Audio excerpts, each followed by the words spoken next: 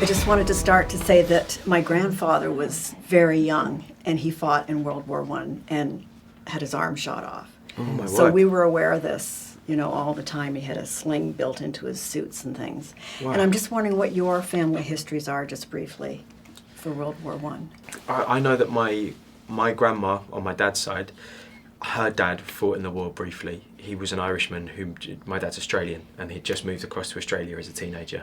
And then he fought with the Australians at the end of the war and then came back home again. But I don't know too much about his side of the family. I just know that he served.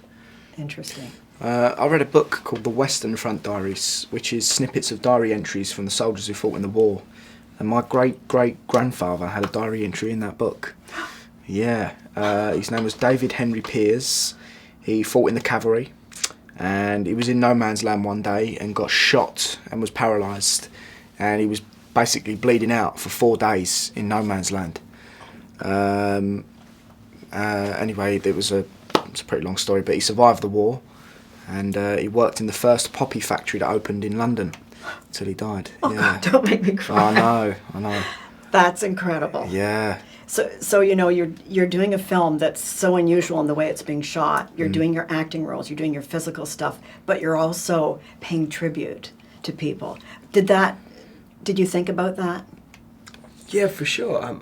Yeah, definitely. It was an inspiration. I like to be considering the men who fought, and I think when people have asked that before, I think sometimes the connotations it might have been a burden, but no, it was always, we always knew that we were remembering these men and what they did and sacrifices that they made, and it was always an inspiration to keep going, to keep at it with what we were doing.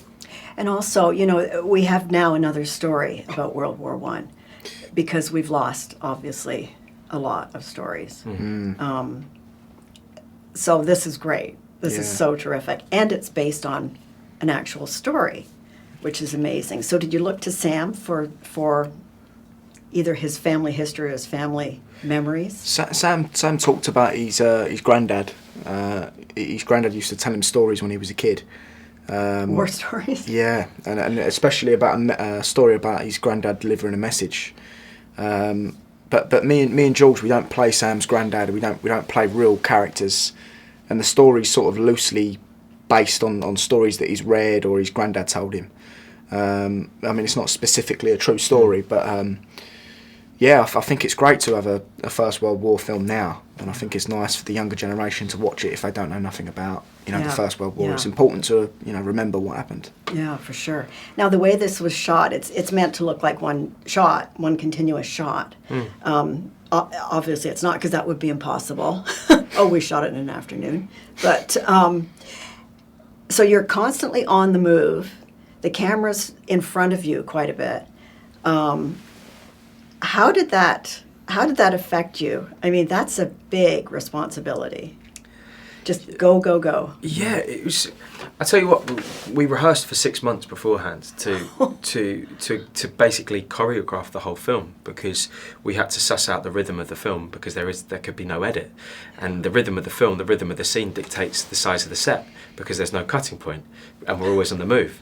So it was this gradual process involving everyone for 6 months beforehand, and so when we came to doing it, I think we just had it in our bones and in our body. And also we were, sometimes if a camera's close to you or in your proximity, they were a scene partner as much as Dean and I were to each other. And so you had a kind of inside-outside awareness that when we came to do it, I think we just got used to, and that had been the way that, that we were working. Now, what about that scene where you're running through the field, live ammo going off behind you? Yeah. Tell me about that. That's all real. Those were huge explosions. We rehearsed that for a while, and I love that scene. It's there's a real amazing. Without kind of giving it away for where it falls in the story. There's I remember Sam said that run. It's the whole situation is so intense and kind of it's like tumultuous. But then he said there's a sort of euphoria in that run in a weird kind of way, which I thought was such a beautiful note. It's kind of something so pure amidst all of that carnage. But yeah, that was a big day for all of us.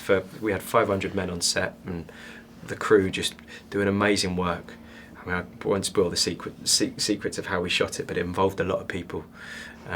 So yeah, it was a big day. Unbelievable.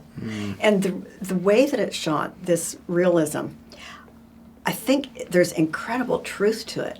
I felt like I was there. That's how people feel. They feel like they're running. They've just turned around. They've seen this. Yeah. It's phenomenal. Yeah, I think that's as well a big part of the one continuous take. I think it allows a whole nother level, a layer of storytelling. You know, it really does suck you into the story, and you genuinely feel like you're there. You know, and that's what I love about this film. You're not just watching it; you're experiencing it, and you're living it. It really is a cinematic experience, and I think that's the only, you know, that's the best way to watch this film. I think if you watch it on the telly, or like on an aeroplane or on your iPhone, you won't get the same sort of sensation. Yeah. Yeah. For sure. Now, in terms of your characters, you both start off from a very different place. Yeah. You're thinking about your brother, rescuing your brother. You're into it from second one. You'll do it, but Yeah. what, you know. Because I have to. You have to. Yeah. So, but he goes through a transformation. Yeah. And just tell me, those early scenes where you're running together and you kind of fight. I found that interesting. Yeah, I love that scene. Yeah, it's the same here. I really enjoyed those Yeah. scenes. I mean, I think it's so lovely because that's the beauty of the dialogue that Sam and Christy Wilson Cairns, who wrote the script with Sam, have create for us. Is you know, they never sort of say how they feel at any point in the story, let alone even those argument scenes. But you suddenly you understand the differences of the two men and their experience. And for instance, I mean, Schofield's coming from a place of, look, I've done this before and I know what it's like. So listen to me, and and also appreciating the fact that it's like, I know it's your brother, but just but seriously, you have no clue what it's going to be like. So just hold on for a second. And I don't know, it's so. I don't know, because it's so kind of, it's full of empathy, but it's never sympathetic, either of them, really. You know, it's never sort of kind of like, you know, I get you, I get you. It's like, no. Yeah, there's none of that. There's a real sort of pragmatism to to their approach, which I think is why the emotion kind of almost creeps up on you. Yeah. And in a way, I think your face shows that. It's like, leave me alone. I'm doing this. Yeah. Don't bother me with your BS. That was a really hard scene to show, and that was one of the first scenes we'd shot as well. And especially that particular scene, it was quite a long take. And there was a lot going on and a lot of extras, you know, moving past around the camera with them and the trench.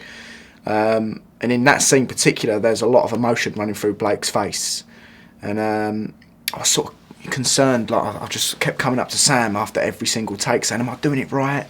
Am I doing too much of this? Am I doing Blake right? I want to make sure he's warm but not too cold or not too, you know, annoyed. And then he said to me, he gave me a really good lesson, which I'll never forget. And he said, there is no right or wrong way to act. He said, it's what's real and what's interesting to watch. He said, and was it real? Yes. And is it interesting to watch? Yes. You know, there's so many ways an actor can prepare, but there is no right or wrong way to do it. And as long as you're present in that time and being real to how you're feeling, that's the best way. We knew how you were feeling. Yeah. And you. Yeah, but that bit really got me, actually, when I first watched the film. I found that really, I got quite emotional at that bit, because my memory of that scene, which I know inside and out, is Dean's shoulders. You know, it's watching his back and watching his body language. So when I saw his face from the front to what he was going through, I was like, oh my God, you know. Wow. That's all I can say about this film and your performances. Wow. Oh, thank you. Thank you very much. Thank you.